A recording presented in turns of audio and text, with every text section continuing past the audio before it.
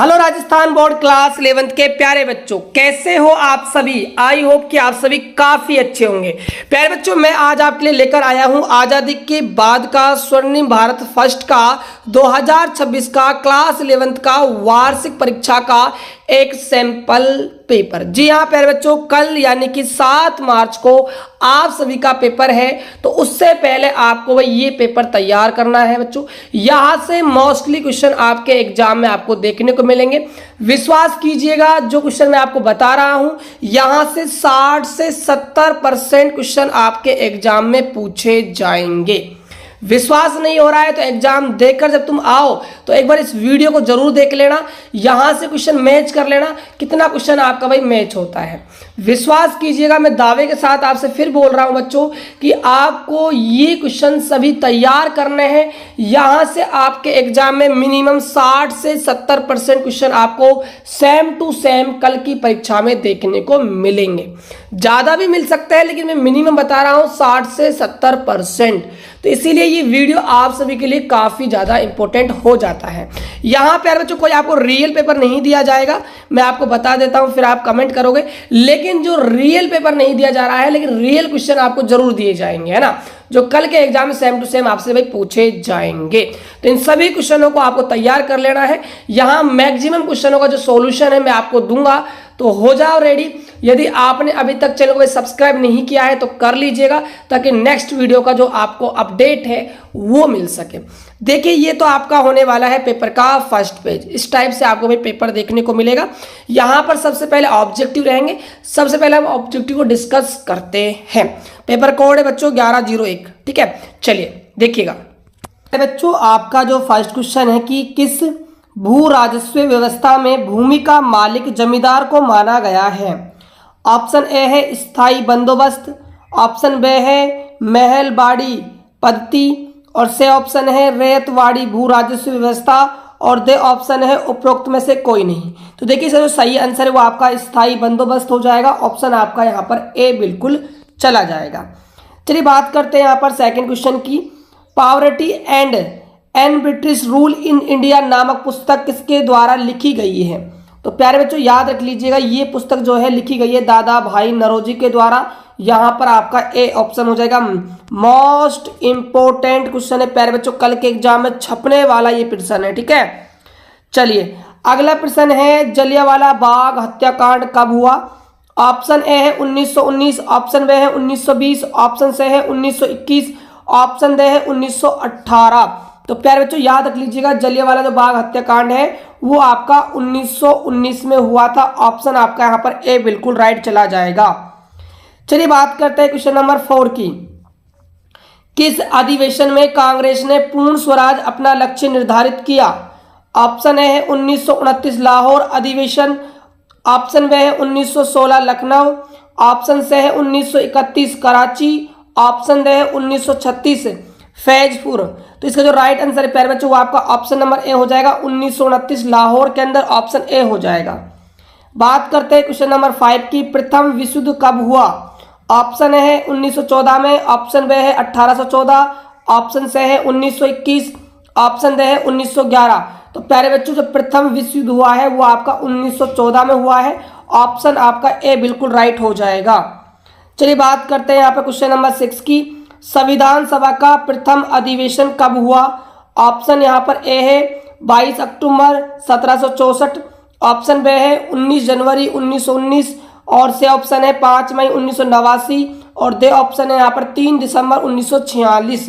तो संविधान सभा का जो प्रथम अधिवेशन है प्यारे बच्चों वो आपका हुआ था 3 दिसंबर 1946 के अंदर, ठीक है। यहाँ पर आपका ऑप्शन दे जो है बिल्कुल राइट हो जाएगा। बात करते हैं यहाँ पर क्वेश्चन नंबर 7 की। भारत के प्रथम प्रधानमंत्री कौन थे। तो ये आपके कौन थे भाई, पंडित जवाहरलाल नेहरू। ऑप्शन आपका ए हो जाएगा, बिल्कुल आसान सा प्रश्न है। अगला है कैबिनेट मिशन भारत कब आया। 1948 में, 1947 में, 1946 में, 1942 में। तो प्यारे बच्चों कैबिनेट जो मिशन है वो भारत में आया था 1946 के अंदर। ऑप्शन यहाँ पर से हो जाएगा। अगला क्वेश्चन देखिएगा, बलवंत राय मेहता की सिफारिश पर किस व्यवस्था को स्थापित किया गया। ऑप्शन ए है पंचायती राज, ऑप्शन बी है आपका नगरीय प्रशासन, ऑप्शन सी है आपका आणविक अनुसंधान, ऑप्शन डी है आपका अंतरिक्ष अनुसंधान। तो देखिए ये आपका जो क्वेश्चन है इसका आंसर हो जाएगा पंचायती राज, ऑप्शन आपका ए हो जाएगा। चलिए बात करते हैं क्वेश्चन नंबर यहाँ पर 10 की। केंद्रीय चमड़ा अनुसंधान संस्थान स्थित है, ऑप्शन ए है दिल्ली में, ऑप्शन बी चेन्नई में, ऑप्शन सी लखनऊ में, ऑप्शन डी नागपुर में। तो ये कहाँ पर स्थित है प्यारे बच्चों? ये आपका स्थित है चेन्नई के अंदर, ऑप्शन आपका बे हो जाएगा। अब बात करते हैं क्वेश्चन नंबर 11 की। धन निकासी को अनिष्टों का अनिष्ट किसने कहा? तो ये किसने कहा है बच्चों, ये आपको बताना है। तो ये कहा है दादा भाई नौरोजी ने। किसने कहा है भाई? दादा भाई नौरोजी ने ये बात कही है। अब बात करते हैं क्वेश्चन नंबर यहाँ पर 12 की। बक्सर का युद्ध कब हुआ? तो प्यारे बच्चों बक्सर का युद्ध कब हुआ है? तो ये युद्ध हुआ है 1764 ईस्वी के अंदर। याद रखिएगा अच्छे से तारीख को। चलिए अगला क्वेश्चन है आपका, ईस्ट इंडिया कंपनी भारत कब आई? तो प्यारे बच्चों जो ईस्ट इंडिया कंपनी है, जो अंग्रेज थे वो भारत के अंदर उन्होंने की कंपनी का स्थापना की जिसका नाम है ईस्ट इंडिया कंपनी। तो ये भारत में कब लाई गई? तो ये आई थी बच्चों 1600 ईस्वी के अंदर। अच्छे से याद रख लीजिएगा, ठीक है। अगला प्रश्न देखिएगा, संविधान निर्माण में कितना समय लगा? जो हमारा संविधान है इसको बनने में कितना समय लगा है बच्चों? तो समय लगा है 2 वर्ष 11 माह 18 दिन का समय लगा है, ठीक है। अगला क्वेश्चन देखिएगा, पंथ निरपेक्षतावाद के प्रणेता कौन थे? तो कौन थे बच्चों? ये आपके थे पंडित जवाहर लाल नेहरू थे, ठीक है। ये आपका आंसर हो जाएगा। अगला प्रश्न देखिएगा, भारतीय अंतरिक्ष अनुसंधान संगठन का गठन कब हुआ? तो इसका जो गठन है बच्चों वो हुआ था 15 अगस्त 1929 के अंदर हुआ था, ठीक है। चलिए अगला प्रश्न है कि भारत में परमाणु ऊर्जा आयोग की स्थापना कब हुई? तो ये स्थापना हुई है 3 अगस्त 1948 में। याद रखिएगा अच्छे से।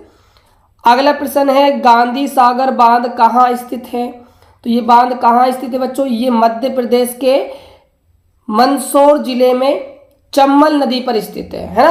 अच्छे से लिख लीजिएगा। अगला प्रश्न है, जवाहरलाल नेहरू ने बांगड़ा नागल बांध को किसकी संज्ञा दी? तो इन्होंने संज्ञा दी है आधुनिक भारत के नवीन मंदिर को, ठीक है। ये इसका आंसर हो जाएगा।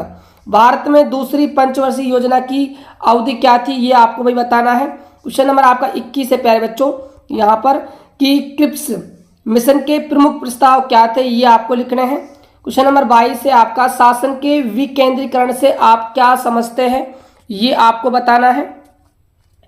अगला प्रश्न है, भारत छोड़ो आंदोलन के 2 कारण लिखिए, क्या कारण थे? क्वेश्चन नंबर 24 है, मुक्ति दिवस से आप क्या समझते हैं? ये आपको बताना है। अगला आपका क्वेश्चन है, एल्बर्ट विल विवाद क्या है? ये आपको बताना है। क्वेश्चन नंबर आपका 26 है, भारत सरकार अधिनियम 1935 के कोई 4 प्रावधान लिखिए। क्वेश्चन नंबर आपका 27 है प्यारे बच्चों, मोरले मिंटो सुधार क्या है? ये आपको बताना है। क्वेश्चन नंबर आपका 28 है, पंचशील के 5 आधारभूत सिद्धांत लिखिए। और क्वेश्चन नंबर आपका 29 है, लोकतांत्रिक समाजवाद क्या है? ये आपको बताना है। क्वेश्चन नंबर आपका 30 है, योजना आयोग का गठन संविधान के कौन से 3 सिद्धांतों को पूरा करने के लिए किया गया है? ये आपको भाई बताना है। अगला क्वेश्चन नंबर 31 है, स्वदेशी आंदोलन के संबंध में बताइए। क्वेश्चन नंबर 32 है आपका, सत्याग्रह के 3 सिद्धांत लिखिए। और यहाँ पर बात करें क्वेश्चन नंबर 33 की, गांधी जी के चरखा संबंधी विचार आपको यहाँ पर लिखने हैं। क्वेश्चन नंबर बात करते हैं 34 की, रोलेट सत्याग्रह क्या है? ये आपको भाई बताना है।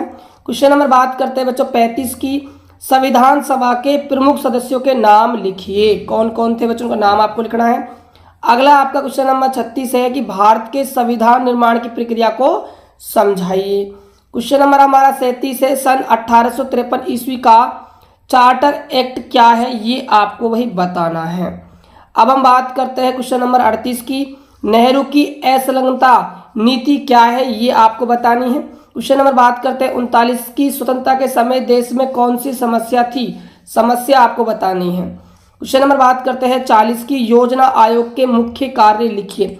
आपको मुख्य कार्य यहाँ पर लिखने हैं। क्वेश्चन नंबर बात करते हैं 41 की, ब्रिटिश काल में भारतीय हस्तशिल्प कलाओं का पतन कैसे हुआ, समझाइए। इसके अथवा में क्या प्रश्न दिया गया है, भू राजस्व व्यवस्थाओं का भारत की कृषि एवं अर्थव्यवस्था पर क्या असर पड़ा, समझाइए। तो यहाँ पर आपको समझाना है। क्वेश्चन नंबर बात करते हैं यहाँ पर 32 की बच्चों, राष्ट्रीय आंदोलन का गांधी युग क्या है, विस्तार से समझाइए। इसके अथवा में भी एक प्रश्न बच्चों आपको दिया गया है, असहयोग आंदोलन को विस्तार से समझाइए। क्वेश्चन नंबर बात करते हैं 43 की, भारतीय राष्ट्रीय आंदोलन के प्रमुख व्यक्तियों का वर्णन कीजिए, वर्णन करना है। इसके अथवा में प्रश्न है, भारत छोड़ो आंदोलन पर लेख लिखिए। यहाँ पर आपको लेख लिखना है। बात करें क्वेश्चन नंबर यहाँ पर 44 की, प्यारे बच्चों की, नेहरू का अंतर्राष्ट्रीयवाद क्या है, समझाइए। इसके अथवा में प्रश्न है कि भारत के परमाणु ऊर्जा कार्यक्रम पर लेख लिखिए। क्वेश्चन नंबर बात करते हैं 45 की, भारत में पंचवर्षीय योजना का क्या महत्व है, विस्तार से आपको भाई समझाना है। और इसके अथवा में हम बात करें प्रश्न की बच्चों, तो अथवा में क्या दिया गया है, देखिएगा ध्यान से। यहाँ पर भारत के सुनियोजित विकास एवं आधारभूत संरचना के निर्माण हेतु स्थापित विभिन्न शोध संस्थाओं का वर्णन आपको यहाँ पर करना है बच्चों। तो ये बच्चों आपके एग्जाम के लिए मोस्ट इंपोर्टेंट क्वेश्चन होने वाले हैं। इनको आपको एक बार अच्छे से जरूर तैयार करना है। विश्वास कीजिएगा, आपके मोस्टली यहीं से क्वेश्चन आपके एग्जाम में आने वाले हैं। पूरा बच्चों मैं आपको विश्वास दिलाता हूं, यदि आप इसको अच्छे से करके जाओगे इस क्वेश्चन को, तो डेफिनेट एग्जाम में आपको काफ़ी हेल्प मिलने वाली है। ऐसे ही बाकी हम आपकी हेल्प करते रहेंगे बाकी सब्जेक्ट के अंदर। तो आप चैनल को भाई सब्सक्राइब जरूर